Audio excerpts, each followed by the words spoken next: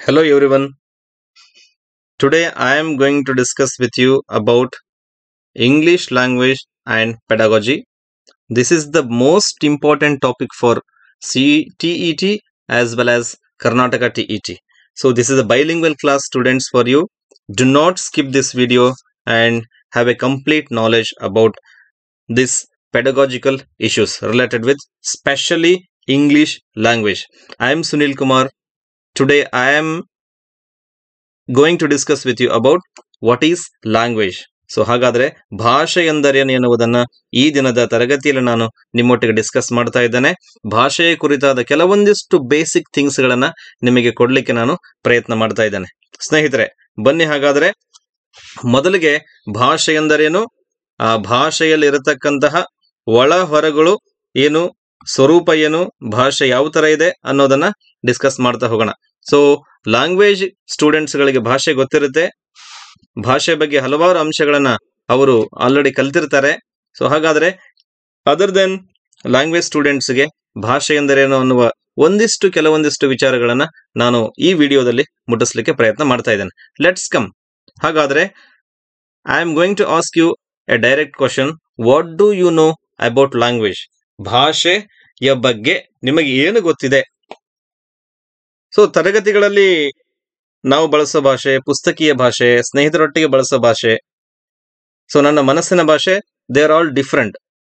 So you know what is language. Language teachers, they know very well language. So other than this, many things to be learned in addition to our previous knowledge. I am connecting your previous knowledge to this new content. Let us see. ಹಾಗಾದ್ರೆ ನನಗೆ ಗೊತ್ತಿರುವ ಕೆಲವೊಂದಿಷ್ಟು ಅಂಶಗಳನ್ನ ನಾನು ನಿಮಗೆ open ಮಾಡ್ತಾ ಇದ್ದೇನೆ. Let us C. Language is learned. Language is learned.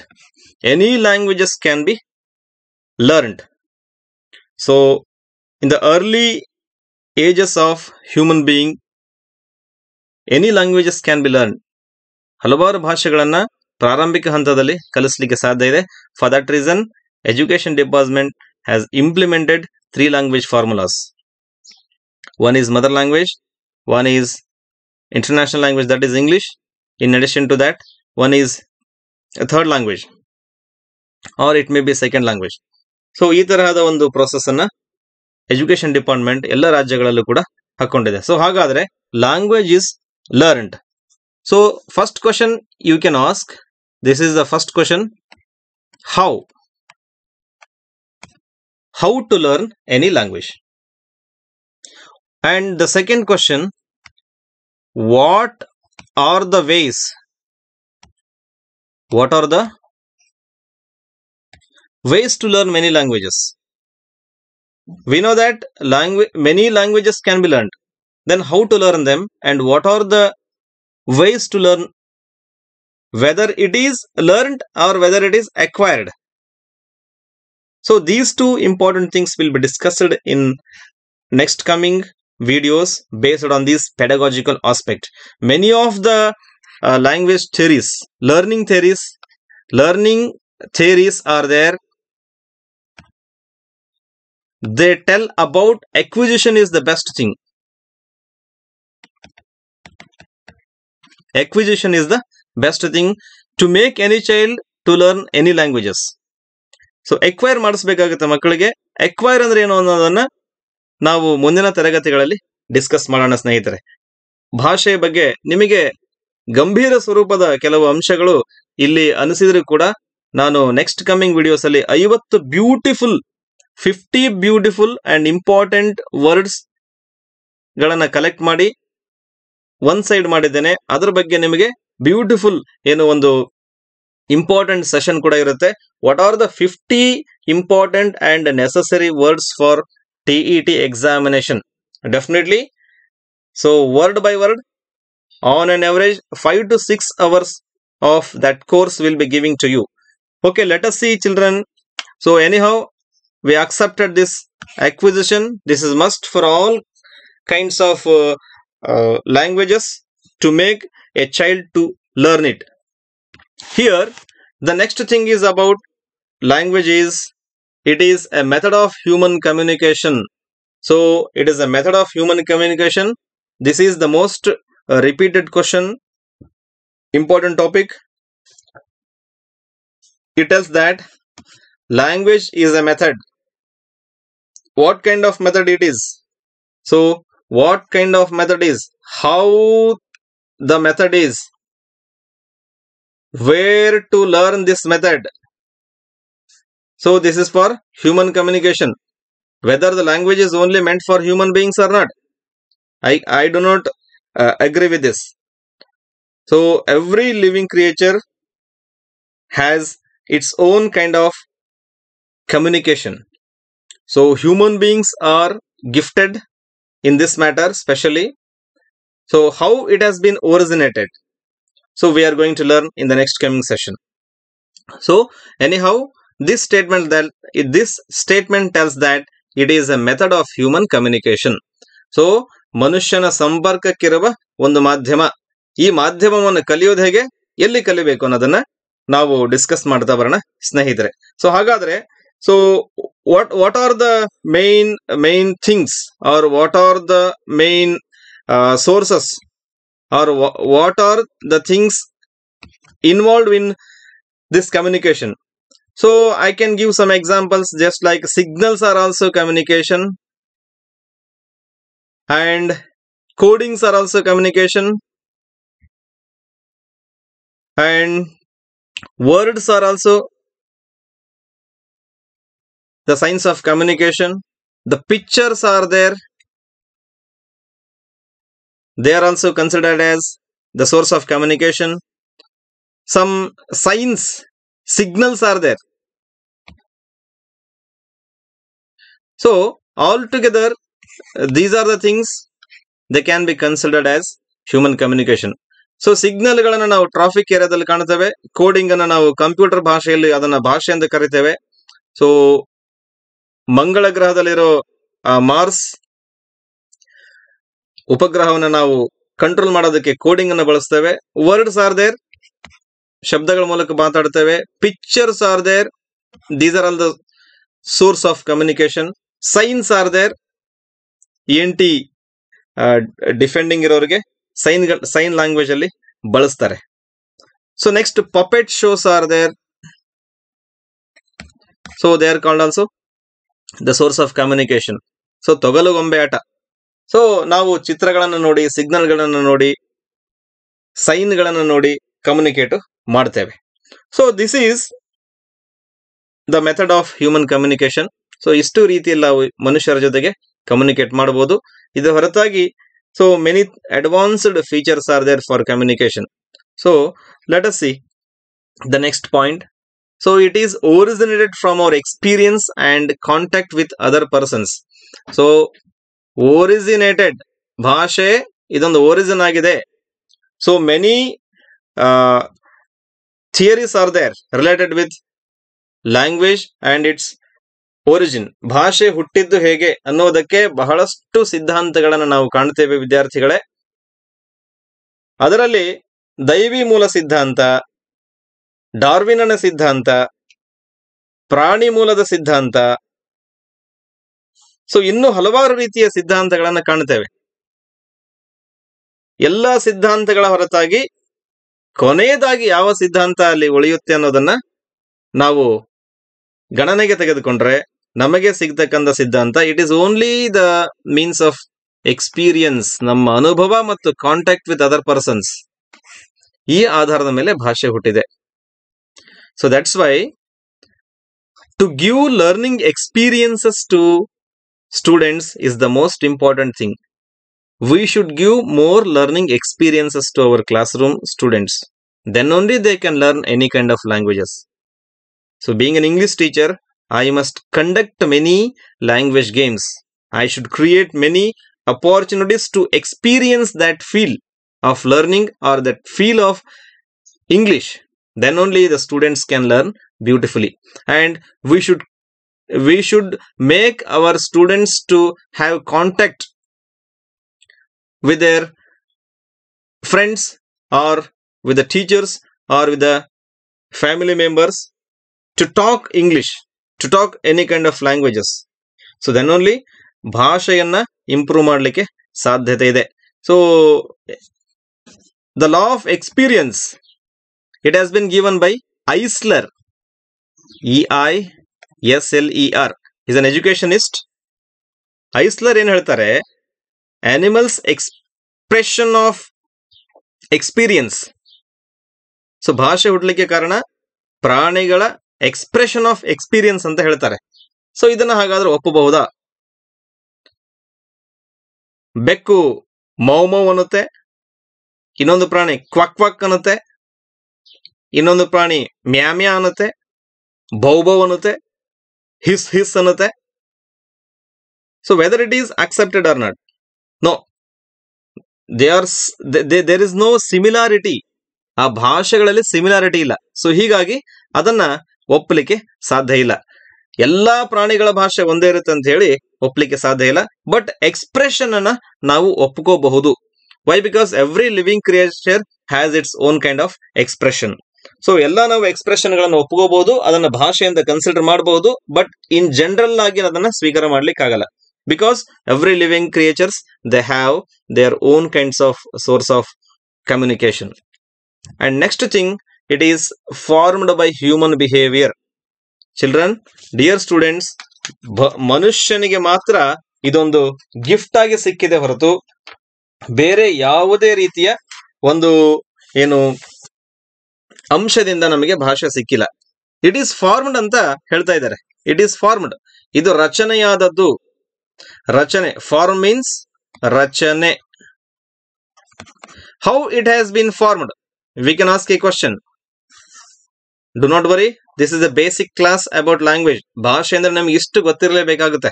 ಇಲ್ಲಾಂದ್ರೆ ಸೈನ್ಸ್ನವರು ಮತ್ತು ಸೋಷಿಯಲ್ ಸೈನ್ಸ್ ಅವರಿಗೆ ಸ್ವಲ್ಪ ಕಷ್ಟ ಆಗುತ್ತೆ TET ನಲ್ಲಿ ಕೆಲವು ಪ್ರಶ್ನೆಗಳು. ಸೊ ಹೀಗಾಗಿ ನಾನು ಇನ್ ಡೀಪ್ ಆಗಿ ಕೆಲವೊಂದು ಔಟ್ಲುಕ್ ಅನ್ನು ನಿಮಗೆ ಭಾಷೆ ಬಗ್ಗೆ ತೋರಿಸ್ತಾ ಇದ್ದೇನೆ. ಸೊ ಇಲ್ಲಿ ಫಾರ್ಮ್ಡ್ ಬೈ ಹ್ಯೂಮನ್ ಬಿಹೇವಿಯರ್. ನೋಡಿ, ಆಗ್ಲೇ ನಾವು ಬಿಹೇವಿಯರಿಸಮ್ ಬಂದ್ವಿ, ವರ್ತನವಾದಿಗಳ ಸಮೀಪ ಬರ್ತಾ ಇದ್ದೇವೆ ಭಾಷೆಯಿಂದ. ಸೊ ಭಾಷೆ ಒಂದು ವರ್ತನೆಯಾಗಿದೆ. ಅಬ್ಸಲ್ಯೂಟ್ಲಿ ಐ ಕ್ಯಾನ್ ಅಕ್ಸೆಪ್ಟ್, ಒಪ್ಪಿಕೊಳ್ಳಲೇಬೇಕು. ಭಾಷೆ ಎನ್ನುವುದು ಇದೊಂದು ವರ್ತನೆ. So there is no doubt, ಇದು ಸಿಂಪಲ್ ಆಗಿ ಅರ್ಥ ಆಗುತ್ತೆ ನಿಮಗೆ.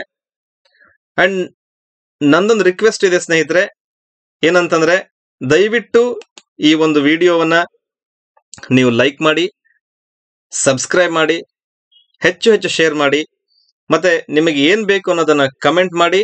ಅದನ್ನ ಫುಲ್ಫಿಲ್ ಮಾಡ್ಲಿಕ್ಕೆ ನಾನು ವೈಯಕ್ತಿಕವಾಗಿ ನನ್ನ ಟೀಮ್ ಜೊತೆಗೆ ಪ್ರಯತ್ನ ಮಾಡ್ತೇನೆ. So this is all about my request dear students. ದಯವಿಟ್ಟು ಈ ವಿಡಿಯೋನ ಸ್ಕಿಪ್ ಮಾಡದೆ ಸಬ್ಸ್ಕ್ರೈಬ್ ಮಾಡಿ ನಮ್ಮ ಚಾನೆಲ್ನ. ಮುಂದೆ ಬರ್ತಕ್ಕಂಥ ಎಲ್ಲಾ ವಿಡಿಯೋಗಳಿಗೆ ನೋಟಿಫೈ ಆಗಿ. Next thing, this is a medium of instruction. Medium of instruction ನೋಡಿ, ಇಲ್ಲಿ ಕೊಟ್ಟಂತ ಈ ಪದ ಮೀಡಿಯಂ, ಮಾಧ್ಯಮ. ಸೊ ಇಟ್ ಈಸ್ ಎ ಮಾಧ್ಯಮ ಫಾರ್ ಆಫ್ ಇನ್ಸ್ಟ್ರಕ್ಷನ್. ಇನ್ಸ್ಟ್ರಕ್ಷನ್ ಗೆ ಇರುವ ಇದೊಂದು ಮಾಧ್ಯಮ. Medium of instruction, to give any kind of instruction. Instruction ಕೊಡೋದಕ್ಕೆ ಇರತಕ್ಕಂಥ ಮಾಧ್ಯಮ. Okay, let us see what kind of instructions can be given. ಒಬ್ಬ ವ್ಯಕ್ತಿಗೆ ನಾವು bring a glass of water, go straight, sit there, or come here. We can clap him. We can make him aware of our signals. We can make him aware of giving codings. So ಯಾವುದೇ ತರಹದ instruction ಕೊಟ್ಟರು ಕೂಡ ಆ instruction ಒಂದು ಮಾಧ್ಯಮವಾಗಿರುತ್ತೆ ಭಾಷೆಗೆ ಸಂಬಂಧಪಟ್ಟಂಗೆ. ಹಾಗಾದ್ರೆ ಇಷ್ಟೊಂದು ಬ್ಯೂಟಿಫುಲ್ ಅಂಶಗಳಿರತಕ್ಕಂಥ ಈ ಭಾಷೆ ಒಂದು ರೀತಿಯ ರಚನೆಗೆ ಒಳಪಟ್ಟಿದೆ. That is, it is beyond the system. It has some kinds of bonds. What are they? Let us see. It is a system. Wow, what a nice and beautiful sentence it is. It is a system. ಭಾಷೆ ಎನ್ನುವುದು ಒಂದು ವ್ಯವಸ್ಥೆ. So ಹಾಗಾದ್ರೆ ಈ ವ್ಯವಸ್ಥೆಯಲ್ಲಿ ಯಾವೆಲ್ಲ ಅಂಶಗಳಿವೆ? The first one is, it is a system of gesture. This is a system of gesture. Next one, voice is there. Next one, signals are there. Next, sound is there. Symbols are there.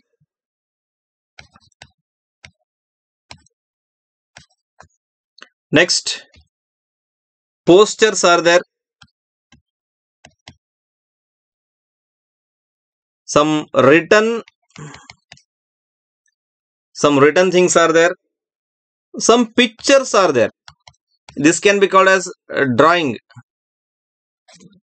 This can be called as drawing. Some pictures are there, some drawings are there. So ಈ ಒಂದು ಸ್ಟ್ರಕ್ಚರ್ಗೆ, ಒಂದು ಸಿಸ್ಟಮ್ಗೆ ಭಾಷೆ ಒಳಪಟ್ಟಿದೆ. That is called. So ಈ ಕಾರಣದಿಂದ ಇದನ್ನ language is arbitrary ಅಂತ ನಾವು ಕರಿತೇವೆ. So language is arbitrary.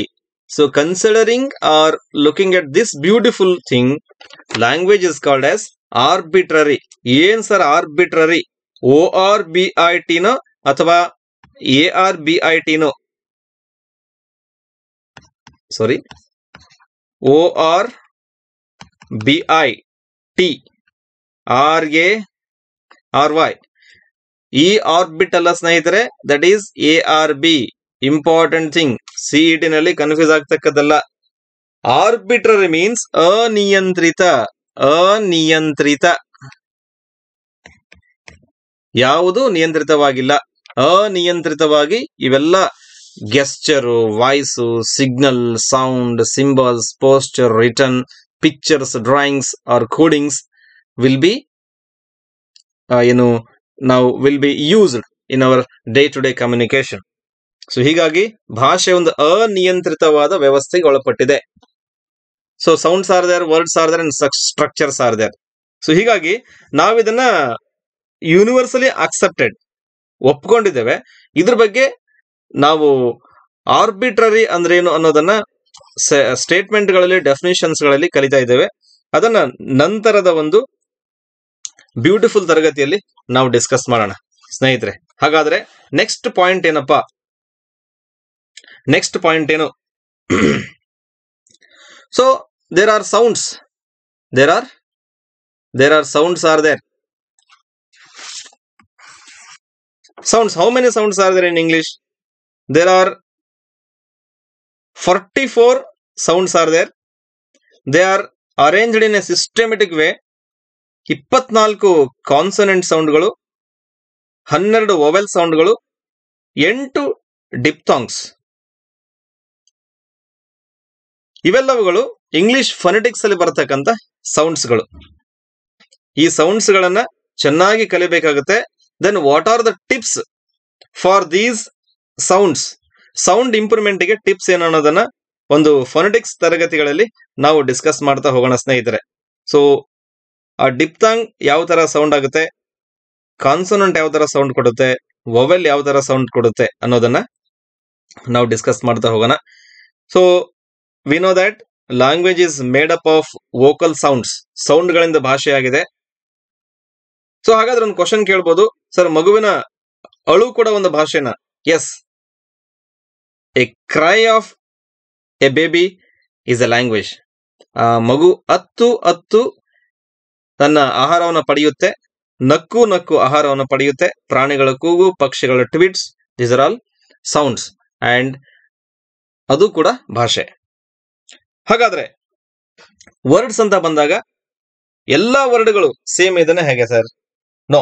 ನೋಡಿ, ಎಕ್ಸಾಂಪಲ್ ಇಲ್ಲಿ ಕೊಟ್ಟಂತ ಬಳಕೆಯಾದ ಶಬ್ದಗಳು ಬೇರೆ ಬೇರೆ ವಿಧವಾಗಿವೆ. So they are not same. So ಹೀಗಾಗಿ ಎಲ್ಲಾ ಶಬ್ದಗಳು ಒಂದೇ ಅಲ್ಲ, ಆದರೆ ಶಬ್ದಗಳು ಸೇರಿ ಮೀನಿಂಗ್ ಅನ್ನ ಕೊಡುತ್ತೆ. This is all about system. Beautiful content ನಿಮಗೆ ನೆಕ್ಸ್ಟ್ ಕಮಿಂಗ್ ಡೇಸ್ ಅಲ್ಲಿ ಸಿಗುತ್ತೆ, ನೋಡ್ತಾ ಇರಿ ಸ್ನೇಹಿತರೆ. ಹಾಗಾದ್ರೆ it is under progress and ever changing. ಭಾಷೆ ಎನ್ನುವುದು ಯಾವಾಗಲೂ ಬೆಳೆಯುತ್ತಿರುತ್ತದೆ ಮತ್ತು ಬದಲಾವಣೆಯಾಗುತ್ತಾ ಇರುತ್ತದೆ. There are many reasons for this. ನಮಗೆ ಟಿಲ್ ಟುಡೇ ಸುಮಾರು ಶಬ್ದಗಳು ಇಂಗ್ಲಿಷ್ ಡಿಕ್ಷನರಿಗೆ ಹೋಗ್ತಾ ಇರುತ್ತೆ. ಸೊ ಮೊನ್ನೆ ತನಕ ಆಕ್ಸ್ಫರ್ಡ್ಗೆ ಮತ್ತು ಇನ್ನೊಂದು ವೆಬ್ಸ್ಟರ್ ನಿಘಂಟಿಗೆ ಹಲವಾರು ಡಿಕ್ಷನರಿಗಳಿಗೆ ಶಬ್ದಗಳು ಕೋವಿಡ್-19 ಸಿಚುವೇಶನ್ ಅಲ್ಲಿ ಹೋಗಿದೆ. ಅವೆಲ್ಲ ಪೇಪರ್ಗಳಲ್ಲಿ ಕೂಡ ಬಂದಿತ್ತು. ನಿಮಗೆ ಅದನ್ನ ಕಂಟೆಂಟ್ ಅನ್ನ ಟೆಲಿಗ್ರಾಮ್ ಗ್ರೂಪ್ ಅಲ್ಲಿ ಕೂಡ ಶೇರ್ ಮಾಡಿದ್ದೀನಿ. ಸೊ ಭಾಷೆ ಇದು ಬದಲಾಗ್ತಾ ಇರುತ್ತೆ ಅಂಡ್ ಎವರ್ ಚೇಂಜಿಂಗ್. ಸೊ ಭಾಷೆ ಹೇಗೆ ಬದಲಾಗುತ್ತೆ sir? English is the most important funny language which receives words from other languages. ಬೇರೆ ಭಾಷೆಗಳಿಂದ ಶಬ್ದಗಳನ್ನು ಸ್ವೀಕಾರ ಮಾಡಿ ಇಂಗ್ಲಿಷ್ ಈ ಮಟ್ಟಕ್ಕೆ ಶ್ರೀಮಂತವಾಗಿದೆ. For example, from India, many words are entered into the dictionary of English. For example, matru, pitru, bratru, mother, father, brother, Gita, yoga, lantern, jungle, lorry. These are all the things they entered into the dictionary. So ಹೀಗಾಗಿ ಭಾಷೆ ಯಾವಾಗಲೂ progress ಅಲ್ಲಿ ಇರುತ್ತೆ ಮತ್ತು it is ever changing.